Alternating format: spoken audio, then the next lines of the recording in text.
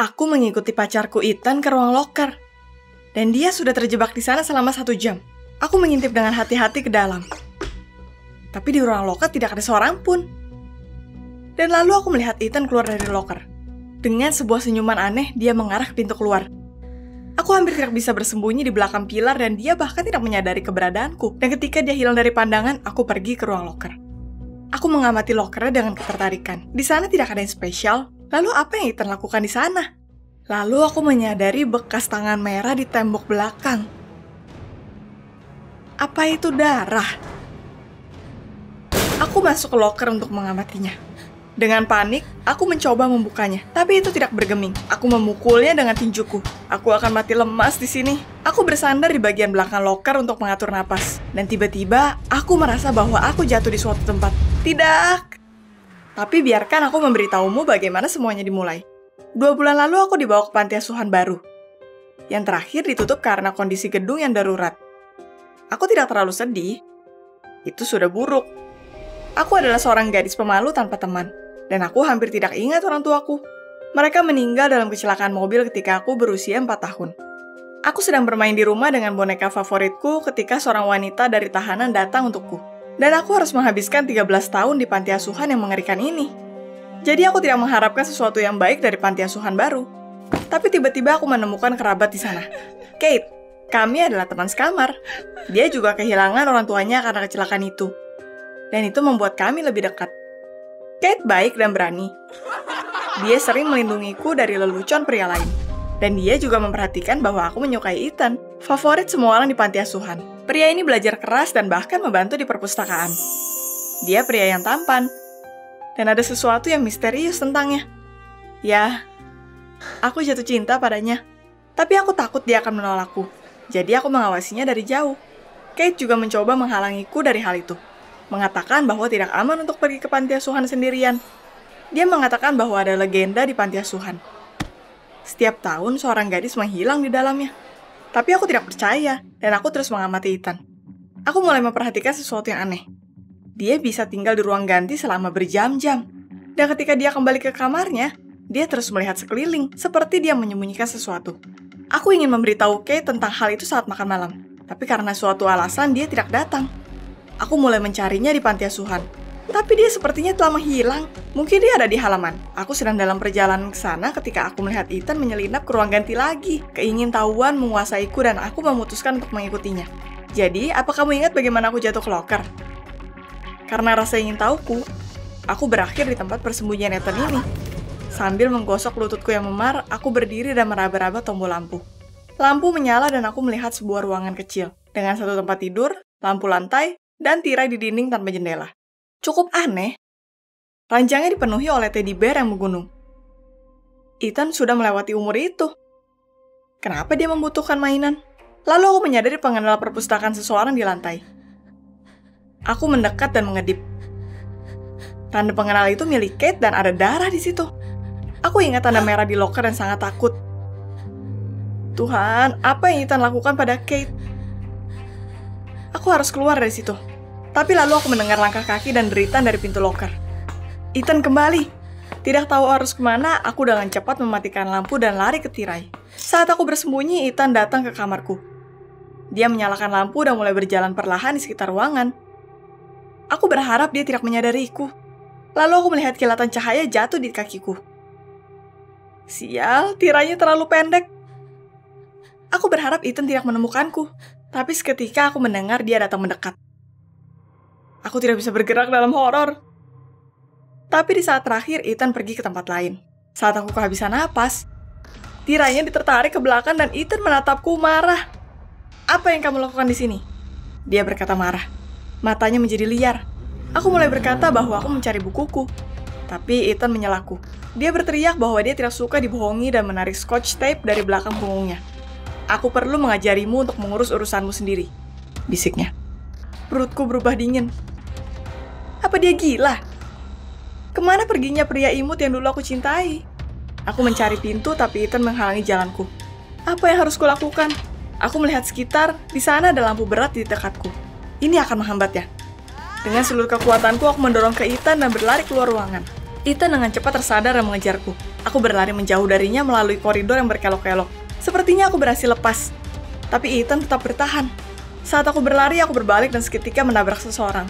Kepala dari panti asuhan. Aku terselamatkan. Dia mulai menyuruhku berhenti berlarian di lorong. Tapi aku menyelanya. Itu Ethan. Dia gila dan dia mengejarku. Tapi kepala sekolah tersenyum dan berkata bahwa aku mengada-ngada. Ethan adalah anak paling patuh yang pernah dia miliki di panti asuhan. Dia pasti tidak akan berlarian di lorong. Tidak, Anda tidak mengerti. Aku memberitahu kepala sekolah tentang sidik jari berlumuran darah di loker Ethan dan kartu izin Kate. Tapi dia tidak mau mendengarkanku. Dia menyuruhku kembali ke kamarku secepatnya. Tapi Pak, aku memulai. Tapi kepala sekolah dengan kasar menyela. Mengatakan bahwa ada hukuman berat untuk pencemaran nama baik di sini. Tidak ada gunanya membantah. Jadi aku berjalan dengan susah payah ke kamar. Aku berharap untuk melihat Kate di sana. Tapi dia tidak ada di sana. Sepanjang malam kartu berlumuran darahnya ada di depan mataku. Sweet Kate, dia satu-satunya yang baik padaku. Aku bergidik memikirkan apa yang telah dilakukan Ethan padanya. Keesokan harinya dia tidak muncul dan rumor menyebar di sekitar tempat penampungan bahwa tidak ada yang melihat Kate sejak kemarin. Dan hanya aku yang tahu apa yang sebenarnya terjadi padanya. Aku harus menghentikan Ethan yang gila itu. Tidak ada orang lain yang akan dirugikan oleh tangannya. Tapi aku butuh bukti kuat. Aku memutuskan untuk kembali ke ruang loker untuk tanda pengenalnya. Aku harus menunjukkannya ke kepala panti. Dengan begitu, dia akan percaya bahwa Ethan bertanggung jawab untuk menghilangnya Kate dan menyerahkannya ke polisi. Tapi lokernya terkunci. Aku berusaha membukanya dengan kawat. Dan aku menendangnya. Tapi itu tidak berguna. Aku harus mencari bukti untuk mengekspos Ethan. Dan kemudian aku teringat legenda gadis-gadis yang hilang. Pada malam yang sama, aku memutuskan untuk menggali arsip panti asuhan dan mempelajari sesuatu yang mengerikan. Ternyata selain Kate, 3 gadis telah menghilang dalam 3 tahun terakhir. Aku juga memutuskan untuk melihat file pribadi Ethan. Ternyata gadis pertama menghilang tepat pada tahun dia tiba di panti asuhan. Merinding membasahi kulitku. Dan ketika aku keluar dari arsip, aku memperhatikan bahwa seseorang sedang memperhatikanku dari balik tirai. Itu Ethan. Aku nyaris tidak bisa berbaur dengan kerumunan supaya aku tidak ketahuan. Sepertinya Ethan ingin menghilangkanku sebagai saksi. Aku tidak tenang. Tapi aku tahu aku tidak bisa menyerah. Aku membutuhkan bukti langsung bahwa dia bertanggung jawab atas anak-anak yang hilang. Jadi keesokan paginya aku merangkak dengan hati-hati ke kamar tempat Ethan tinggal. Dia dan tetangganya seharusnya bekerja. Tapi pikiran akan Ethan yang menangkapku membuat darahku dingin. Aku sudah mengobrak-abrik semua lemari di kamarnya. Ketika tiba-tiba aku menemukan tiket masuk perpustakaan tepat di meja samping tempat tidur. Mereka memiliki nama orang hilang dan bahkan nama Kate. Aku hampir berteriak ngeri. Tidak ada keraguan bahwa Ethan bersalah. Aku dengan cepat meraih penandanya dan lari ke kepala panti. Hatiku berdetak. Aku harus bergegas. Aku tidak jauh dari kantor kepala ketika aku menyadari Ethan menggiring seorang gadis ke ruang loker. Korban baru. Aku memutuskan untuk memergokinya dan merekam semuanya di video. Jadi dia pasti tidak akan bisa mengelak. Aku berjalan mengikuti mereka. Mereka pergi ke loker dan pintu dibanting hingga tertutup. Aku berjinjit ke loker dengan ponselku dan membuka pintu. Aku sudah bersandar pada celah sempit di ruang rahasia. Tapi kemudian engselnya berderit berbahaya. Ethan membeku dan mendengarnya. Tapi setelah beberapa detik, dia lanjut berbicara halus dengan murid itu. Aku hampir tertangkap, tapi lalu teleponku bergetar. Aku mendapat sebuah pesan dengan spam. Sial! Ethan mendengarnya dan dia langsung menghampiriku. Aku keluar dari ruang ganti dan lari ke kepala panti. Ethan mengejarku dan meraih lenganku di kantor.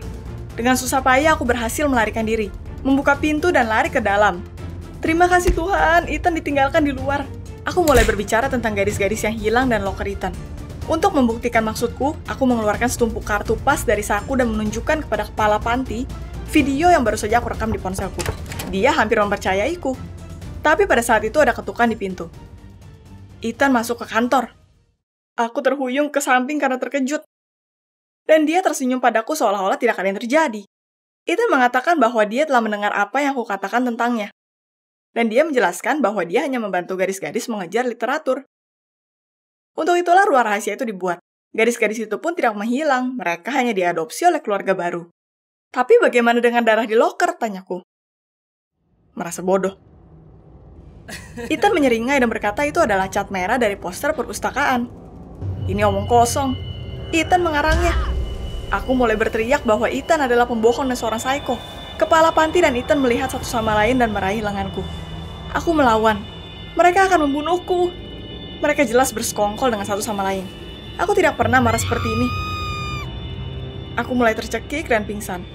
Aku tersadar di tempat yang aneh. Orang-orang berkeliaran dengan pakaian yang sama. Dokter memegang tanganku dan memberitahuku bahwa aku mengalami serangan paranoid dan membutuhkan perawatan.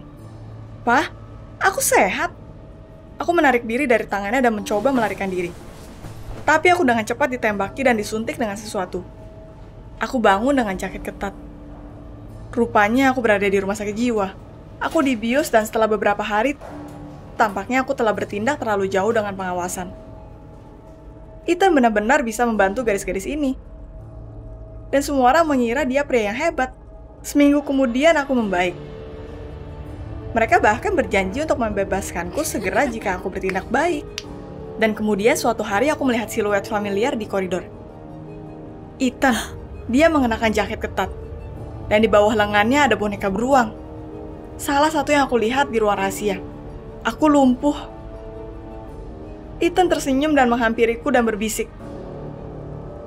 Kamu benar. Aku melakukan ini ke Kate dan yang lainnya. Sekarang tebak siapa yang berikutnya. Hai, namaku Camille. Aku 18 tahun. Pernahkah kamu memiliki perasaan bahwa gurumu terobsesi denganmu dan tidak meninggalkanmu sendiri? Tidak, bukan guruku yang dulu, untungnya. Dia adalah seorang guru tua yang membuatku gila dan lalu dia berhenti. Yang satu yang menggantikannya adalah yang mengejarku. Tonton videonya sampai akhir dan temukan apa yang kulakukan dengan gurunya yang akhirnya menjadi fans anehku. Aku pergi ke sekolah, tapi aku sering bolos sekolah. Aku hanya memikirkan longboardku. Itu lebih baik berkendara mengelilingi jalan kota dengan angin di wajahku daripada duduk di sekolah. Plus, aku sangat ingin berpartisipasi di kompetisi musim panas. Dan aku menghabiskan seluruh waktu latihanku di skatepark sampai orang tuaku menghadang. Mereka memberiku sebuah ultimatum. Mereka berkata, jika aku lulus tahun ini dengan nilai rendah, aku bisa melupakan kompetisinya. Dan aku harus pergi sekolah. Sekolah sangat membuat depresi, dan aku berusaha bersenang-senang sebisa mungkin. Aku memancing guru dan berkendara di lorong.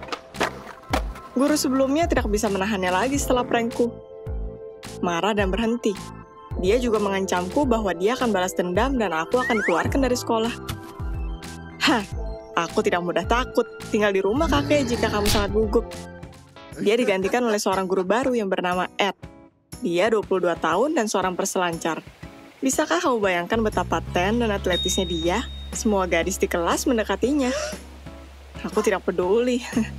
Tapi Ed akan mendapatkannya dariku juga. Pernahkah kamu melakukan prank pada gurumu?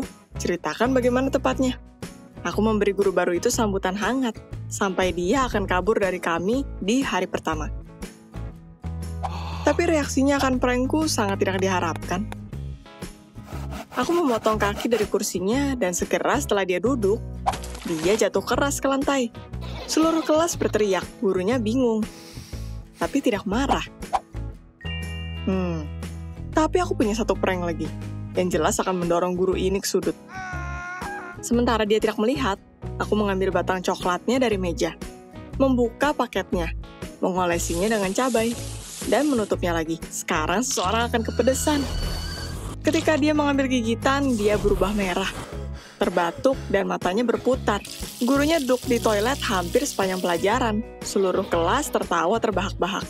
Aku yakin dia akan berteriak, seperti siapa yang melakukannya, sialan, dan lain-lain. Tapi gurunya datang ke kelas dan melanjutkan pelajaran, seperti tidak ada yang terjadi.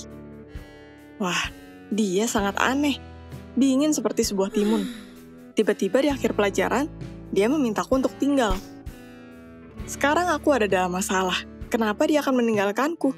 Untuk mengetahui apa yang kulakukan. Tapi aku tidak akan pernah menebak apa yang ingin dia bicarakan. Bukannya menuduhku. Gurunya bertanya jika aku benar-benar mengendarai longboard. Katakan. Ya, terus apa? Dan lalu aku panik. Dia memintaku untuk mengajarkannya longboard. Jelas ini yang kubutuhkan. Aku harus pergi ke sekolah aneh ini dan menemukan waktu untuk persiapan kompetisi musim panas, di mana di sana ada banyak saingan berat. Para gadis berusaha lebih keras dalam longboard daripada para anak laki-laki. Kamu tahu apa yang kujawab? Aku berkata aku tidak punya waktu, dan gurunya melepaskanku. Setelahnya aku bergegas ke taman skate, dan teman-temanku tidak ada di sana. Di sana hanya ada beberapa pria aneh. Aku gadis satu-satunya di sana, dan semua orang melihatku. Aku melakukan trik ollie dan mendarat di bokongku. Para pria mulai tertawa kencang. Dan satu pria berteriak padaku untuk pergi dari sana dan membiarkan orang normal berseluncur. Dasar sialan. Lalu sebuah suara familiar muncul di belakang. Dan kamu pikir itu siapa? Itu adalah Ed. Apa dia mengikutiku? Dia berkata pada para pria bahwa itu tidak sopan untuk tertawa akan kesalahan dan jatuhnya orang lain. Para pria tidak berani melawannya. Dia lebih tua dan lebih kuat. Mereka bergerak menjauh.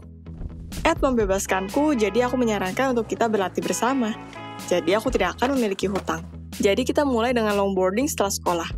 Memang kenapa? Sementara aku menunjukkan tekniknya, aku mengulangi dasar-dasar untuk diriku. Waktu yang tepat untuk kompetisi musim panas. Ed belajar dengan cepat. Setelah sebulan latihan, kita bahkan beranjak ke hal-hal yang lebih rumit. Kita merekam satu sama lain, dan lalu mengecek kesalahannya. Itu lebih menyenangkan untuk berlatih bersama. Siapa yang akan mengira bahwa aku dan guru baru akan menjadi teman? Selama istirahat, kita mengobrol tentang trik-trik baru. Teman sekelasku bertanya jika kita berkencan. Lalu mereka mulai dengan rumor bodoh mereka. Apa kamu pernah menjadi korban dari gosip sekolah? Apa mereka mengatakan hal menjijikan tentangmu di belakangmu? Kita bergaul cukup sering, tapi kita hanya bermain longboard. Para gadis berasumsi bahwa gurunya jelas mengejarku. Omong kosong. Dan setelah satu insiden, aku berhenti pergi ke sekolah. Seseorang membuat post foto kami dari taman skate di website publik sekolah. Dan itu adalah sebuah bencana. Semua follower menjadi gila. Ancaman dan tuduhan bahwa aku adalah gadis gampangan dikirim ke pesan pribadiku. Siapa yang mengambil foto ini dan bagaimana itu bisa ada di internet? Hanya Ed dan aku yang tahu tentang latihan kami. Ed langsung berkata bahwa dia tidak terlibat, tapi aku tidak mempercayainya lagi. Aku berhenti bersekolah dan Ed mulai menghubungiku, menulisiku pesan, seperti kita butuh bicara. Apa dia benar-benar mengejarku? Aku mulai mencarinya di media sosial dan aku melihat sesuatu. Di sana ada sebuah foto dari guru sebelumnya dengan judul Ayah Tercinta. Apa dia anak dari pria tua yang tidak bisa menghadapiku? Dan berjanji bahwa dia akan mengeluarkanku dari sekolah. Apa guru tua itu mengirim anaknya untuk balas dendam? Oh, tidak. Ed pasti sudah memuluskan jalannya ke rasa percaya diri. Jadi aku akan ditendang dari sekolah. Aku tidak bisa dikeluarkan sebelum kompetisinya. Orang tua aku akan mengacaukan semuanya untukku. Aku berpikir bagaimana mengusir Ed dan Yurika. Pertahanan terbaik adalah perlawanan. Bersiap. Aku memiliki jawaban akan rencana jahat mereka. Aku kembali ke sekolah dan mengajukan keluhan kepada kepala sekolah tentang Ed. Dan kamu tahu apa yang aku tulis? Kamu tidak akan bisa menebaknya. Singkatnya, aku berkata bahwa dia melecehkanku, mendorongku ke sebuah hubungan dan semua itu. Sekarang dia akan ditendang. Tapi itu adalah sebuah kesalahan besar. Aku tidak memiliki reputasi terbaik di sekolah. Aku sejenis gadis nakal, dan aku sudah membuat satu guru dipecat. Jadi kepala sekolahnya tidak menyukaiku. Dia mengatur pertemuan empat mata antara Ed dan aku. Kepala sekolahnya bertanya pada Ed, apa dia benar menggangguku?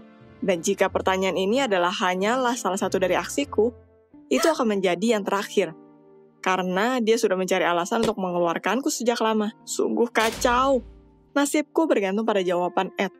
Jika dia menyangkalnya, maka aku akan dikeluarkan dan aku tidak akan diperbolehkan untuk mengikuti kompetisinya. Dan dia akan melakukannya untuk membalas dendam ayahnya. Tapi ya ampun, Ed seperti seorang pria normal. Mungkin dia memiliki sebuah hati nurani dan tidak akan menjebakku. Dia terdiam sepanjang waktu. Sial, apa yang akan dia katakan? Apa dia memikirkan tentang cara terbaik menghancurkanku? Dan lalu Ed mulai berkata bahwa dia hanya datang sekolah ini karena ayahnya. Itu dia. Aku selesai.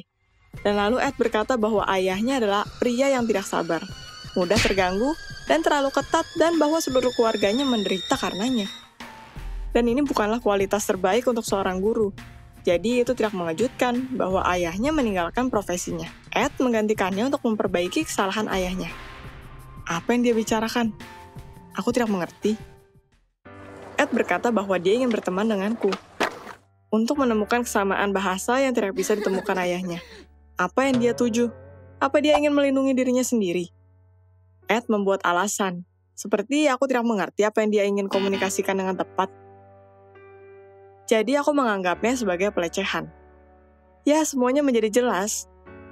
Dia akan menjelek-jelekanku. Aku siap untuk semuanya, kecuali apa yang dia katakan berikutnya. Kesalahpahaman ini dan keluhanku adalah kesalahannya. Dan aku tidak bisa dikeluarkan. Aku tidak terlibat dan aku tidak melakukan hal yang salah. Ini adalah hal terakhir yang aku harapkan untuk dengar, tapi aku lega. Phew. Kepala sekolahnya mempercayainya.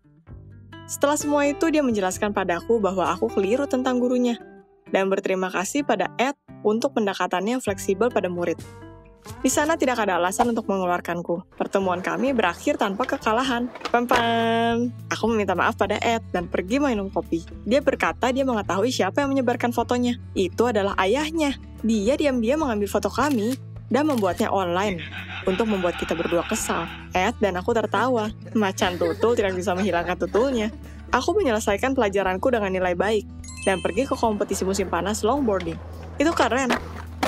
Aku tidak lagi mengganggu orang lain dengan aksiku, karena di sana ada orang-orang baik, dan bahkan mereka memiliki kesabaran terbatas. Subscribe ke channel kami, jadi kamu tidak ketinggalan cerita baru.